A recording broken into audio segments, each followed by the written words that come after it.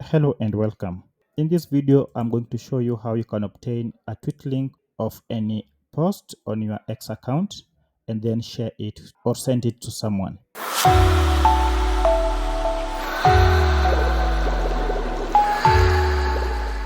So the first thing you need to do, log into your X account, and from here identify the post you would like to get the link. For instance, I want to get the link of this article or this post.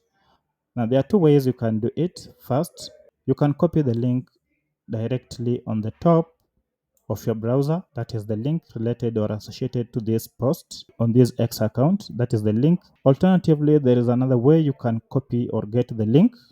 You simply go to the last button on share button and tap on it, and from here copy link. And by doing that, you can see the link has been copied successfully. If this video was helpful to you, kindly consider subscribing to this channel and liking this video as I create more how-to videos on tech related topics. Thank you for watching, and bye bye.